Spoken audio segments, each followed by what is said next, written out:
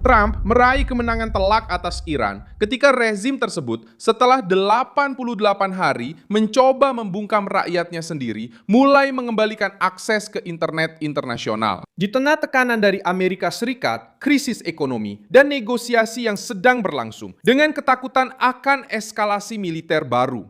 Pada hari Rabu 27 Mei 2026, perintah dari Masoud Pezeshkian untuk menghubungkan kembali jaringan menunjukkan kemunduran yang tidak ingin Teheran perlihatkan.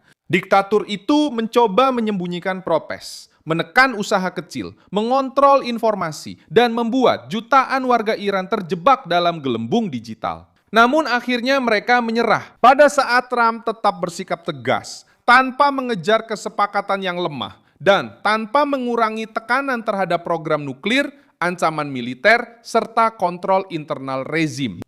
Internet memang kembali secara terbatas dengan sensor dan ketidakstabilan. Tetapi langkah ini sudah membuka celah politik di dalam kekuasaan Iran sendiri. Karena garda revolusi tidak ingin terlihat kalah, sementara pemerintah berusaha menghindari keruntuhan sosial dan tekanan lebih besar di jalanan. Apa yang berhasil didapatkan Trump? Mengapa Teheran mengalah?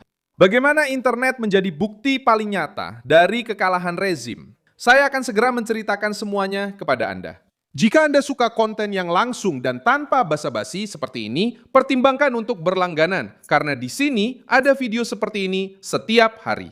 Perintahnya datang dari Presiden Iran. Tapi beban sebenarnya ada pada situasi yang diciptakan Trump. Pemblokiran telah dimulai pada 8 Januari di tengah-tengah protes internal dan diperkuat setelah eskalasi militer yang melibatkan Amerika Serikat, Israel, dan Iran. Selama periode ini, jutaan warga Iran terjebak dalam jaringan yang dikendalikan tanpa komunikasi normal dengan dunia. Sementara usaha kecil, pekerja digital, keluarga, dan oposisi menderita dalam kegelapan. Sekarang, kembalinya internet secara bertahap menunjukkan bahwa rezim terpaksa melonggarkan salah satu alat kontrol paling brutal untuk mencoba bernapas di dalam negeri dan bernegosiasi di luar negeri. Koneksi ini masih belum berarti kebebasan penuh. Platform-platform masih diblokir. Banyak orang masih bergantung pada VPN. Dan aksesnya tetap tidak stabil di berbagai wilayah. Meskipun begitu, perubahan ini terasa besar karena rezim diktator telah berminggu-minggu bersikeras bahwa pemadaman ini diperlukan demi keamanan. Sekarang, ketika tekanan semakin kuat, pemerintah Iran sendiri secara praktis mengakui bahwa mereka tidak bisa mempertahankan isolasi ini tanpa memperparah keruntuhan ekonomi dan kelelahan sosial. Internet kembali karena rezim perlu mencegah agar tekanan dari dalam negeri tidak benar-benar meledak. Disinilah Trump muncul sebagai faktor yang mengubah perhitungan. Pemerintahan Amerika tetap melakukan pembicaraan dengan mediator regional, tetapi tidak mengendurkan tekanan militer. Pada 25 Mei, Komando Pusat Amerika Serikat melaporkan serangan terhadap lokasi peluncuran rudal dan kapal-kapal yang dicurigai sedang menyiapkan ranjau di selatan Iran, dekat wilayah sensitif Teluk. Washington menyebut tindakan itu sebagai pembelaan terhadap pasukan Amerika. Teheran mengeluh, mengancam akan membalas, tetapi tetap bertahan di meja perundingan.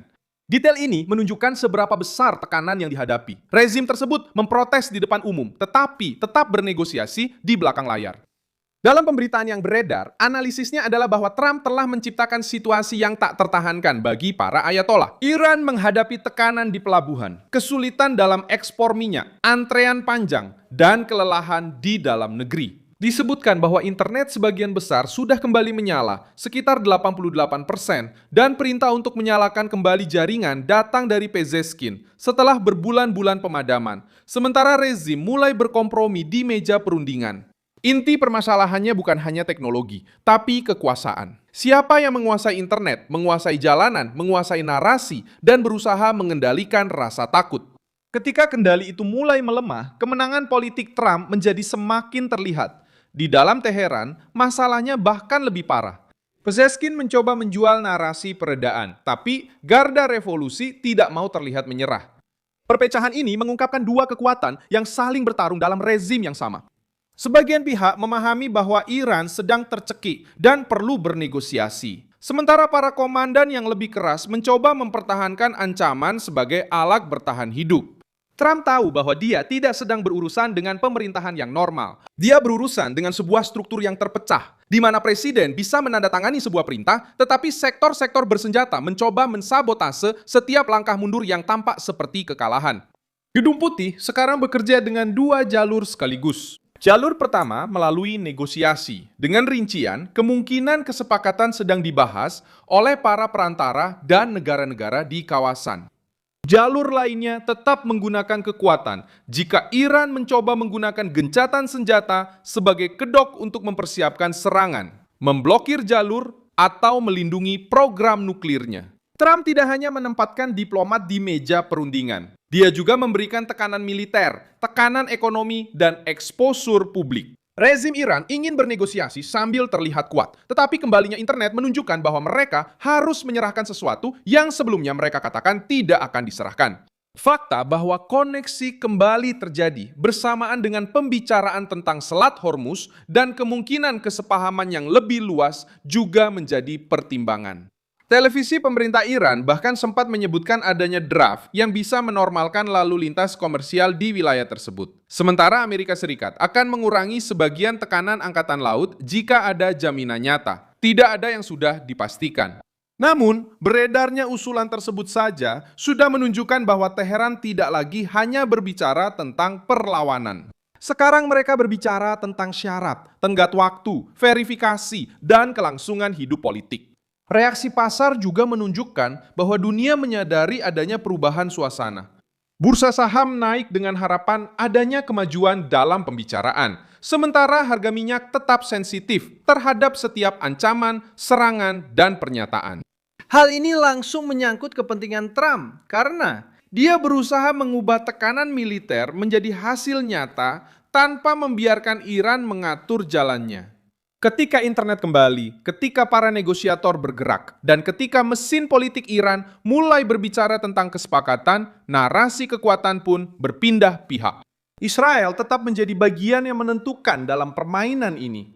Sementara Iran berusaha mempertahankan pengaruh regionalnya, pasukan pertahanan Israel memperluas operasi terhadap struktur yang terkait dengan Hizbullah di Lebanon, dan terus menekan kelompok bersenjata di Gaza.